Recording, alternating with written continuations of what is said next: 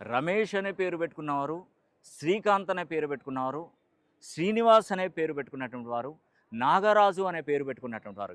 ఈ 4 పేర్లు ఎవరైతే పెట్టుకుంటారో, ఎవరు ఆ పేర్లు కలిగి ఉంటారో రాసి పెట్టుకోండి, డైరీలో రాసి పెట్టుకోండి. బాండ్ పేపర్ మీద రాసిస్తాను. 2026 పరాభవ నామ సంవత్సరం మనకు మార్చి 19వ తారీఖున మొదలైంది. విశ్వావసు నుండి పరాభవ నామ సంవత్సరంలోకి ఎంటర్ అయ్యాము.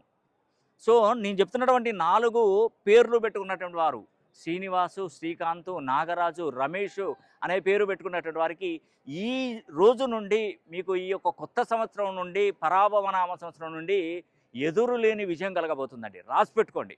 నేను చెప్పేది అక్షరాల నిజం.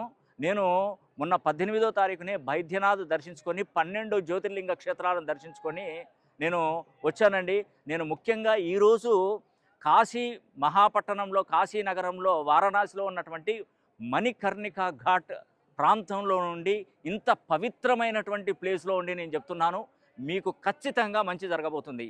ఈ సంవత్సరం గుర్తుపెట్టుకోండి, సుమారుగా 7 సంవత్సరాల కాలం పాటు మీ జీవన విధానంలో చాలా మార్పులు వస్తాయి, ఉద్యోగ అవకాశాలు వస్తాయి, వివాహాలు అద్భుతమైనటువంటి మంచి వివాహం చేసుకుంటారు, విదేశీ ప్రయాణాలలో మంచి ఉన్నతమైనటువంటి స్థాయి పెరుగుతుంది, వ్యాపారంలో అభివృద్ధి జరుగుతుంది, సంపాదన పెరుగుతుంది. మీకు ఈ సంవత్సరం నుండి అన్నీ కూడా కలిసి వస్తాయండి. నేను ఒకటే చెప్తున్నాను, మన పేరే మనకు ఒక అదృష్టాన్ని ఇచ్చేటువంటి గొప్ప వరం. ఆ పేరు కరెక్ట్గా డిగ్రీస్ ఫ్రీక్వెన్సీ సెట్ చేసుకోవాలి. మనకు యూనివర్స్ అంటే ఈ యొక్క ప్రపంచంలో ఉన్నటువంటి యూనివర్స్ అనేది మనకి ఏది ఇస్తుందో, మనం ఏది కోరుకుంటామో అది 1000 రెట్లు ఇస్తుంది.